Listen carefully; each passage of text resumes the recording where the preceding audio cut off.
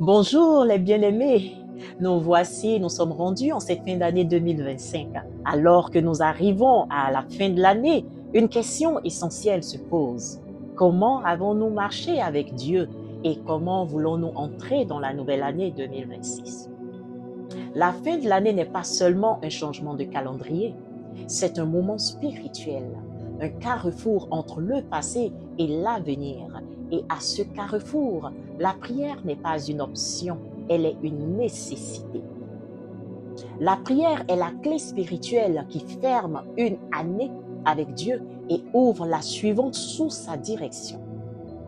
À cette occasion, nous parlons aux portes de 2026 et nous déclarons: portes, élevez-vous linteaux, élevez-vous, portes éternelles, que le roi de gloire fasse son entrée.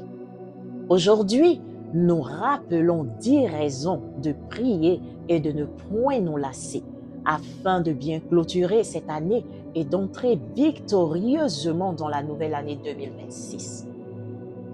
La première raison, la prière nous élève vers Dieu. La prière est une ascension spirituelle. Elle nous fait monter sur la montagne de Dieu pour communiquer avec lui. Approchons-nous donc avec assurance du trône de gloire, nous dit Hébreu, car rien ne vaut la présence de Dieu. La deuxième raison, la prière nous décharge et nous aligne avec Dieu. La prière est le lieu où nous déposons nos fardeaux et où Dieu nous confie les siens. Déchargez-vous sur lui de tous vos soucis, car lui-même prend soin de vous, nous dit Pierre. Nous déposons donc nos fardeaux, nos fatigues, nos échecs et nos blessures, et nous recevons le cœur de Dieu pour la saison. Amen.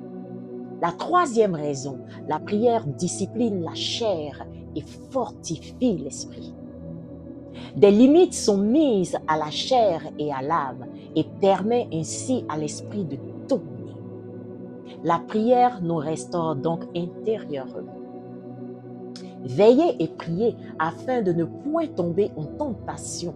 L'esprit est bien disposé, mais la chair est faible, nous dit Matthieu au chapitre 26. Ce que la chair a affaibli, la prière peut le rétablir par notre intercession. Amen. La prière ouvre le ciel, la quatrième raison. La prière connecte la terre au ciel. Comme Daniel, persévérant dans la prière, nous provoquons l'ouverture du ciel et le déversement des provisions célestes. Dans Daniel chapitre 9, tandis que Daniel priait, l'homme Gabriel vola vers lui. Ce que tu n'as pas vu cette année peut se débloquer à la fin par une prière persévérante. Dites Amen. La prière nous donne la direction divine. Nous sommes rendus à la cinquième raison. La prière nous donne la direction divine. David priait pour chacune de ses batailles. La prière nous révèle la volonté de Dieu et nous évite des combats inutiles. Confie-toi en l'Éternel de tout ton cœur et il aplanira tes sentiers, nous dit Proverbe au chapitre 3. Ne pas prier, c'est avancer sans boussole. Ne commence pas la nouvelle année sans la direction de Dieu.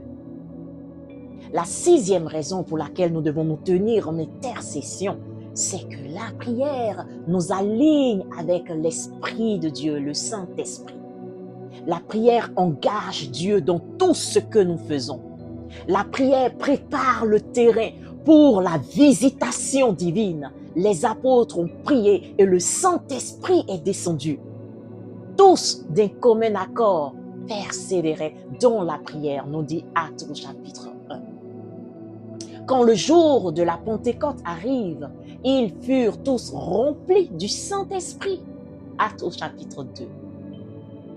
Avant de faire des projets pour la nouvelle année, engageons-nous dans la prière avec Dieu. Amen.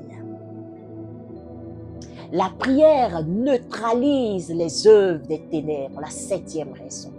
La prière n'est pas passive, elle combat. Elle paralyse les plans des ténèbres contre nos vies, nos familles et notre avenir. Dans Marc au chapitre 9, il est écrit « Cette espèce ne sort que par la prière et par le jeûne. » Amen. La prière est une arme puissante contre les œuvres des ténèbres. Nous ne subissons pas l'année à venir, mais nous devons la préparer dans la prière. La huitième raison pour laquelle nous devons, toi et moi, nous tenir en intercession en cette fin d'année, c'est que la prière est notre vie en tant que fils de Dieu. Alléluia. Par la prière, nous quittons la simple nature humaine et nous marchons comme un fils de Dieu. Tous ceux qui sont conduits par l'Esprit de Dieu sont appelés fils de Dieu, nous dit Romains. Par la prière, nous marchons comme un fils, un héritier de Dieu. En entrant dans la nouvelle année, nous entrons comme des héritiers et non pas comme des victimes. La neuvième raison pour laquelle nous devons prier, c'est que la prière entretient la présence de Dieu. La prière crée la soif de la présence de Dieu et elle l'entretient. Elle bâtit un autel intérieur où Dieu demeure. Nous sommes transformés en la même image de gloire en gloire, nous dit 2 Corinthiens au chapitre 3. La prière bâtit donc un autel où Dieu demeure. Que cette fin d'année soit le début d'une vie de présence continue avec Dieu. Amen. Et enfin, la 10e raison pour laquelle nous devons prier est que la prière de l'intime impacte les générations. La prière fervente du juste ne s'arrête pas à sa propre vie. Elle traverse le temps et marque les générations. Dieu disait à Abraham en Genèse chapitre 17, « J'établirai mon alliance pour toi et ta postérité après toi. » Une vie de prière laisse un héritage spirituel durable. Ce que tu pries aujourd'hui peut bénir tes enfants et les générations à venir. Amen. Nous sommes arrivés à la fin de cette année, mais nous ne sommes pas seuls. Nous ne sommes pas seuls. Alléluia. Nous sortons avec le roi de gloire de cette année 2025. Ce soir ou ce matin, ce n'est pas seulement une année qui se ferme, c'est une saison qui change. Ce n'est pas seulement un calendrier qui tourne, mais c'est une porte spirituelle qui s'ouvre. La prière nous élève. La prière nous permet de nous purifier. La prière nous aligne avec Dieu. La prière ouvre le ciel. La prière nous donne la direction divine. La prière nous revêt de puissance. La prière sécurise notre entrée en 2026. Amen. Ainsi, nous ne franchissons pas la nouvelle année 2026 à tâtons. Nous y entrons avec assurance. Car le roi de gloire, l'Éternel, le Dieu puissant, marche au-devant de nous. Amen.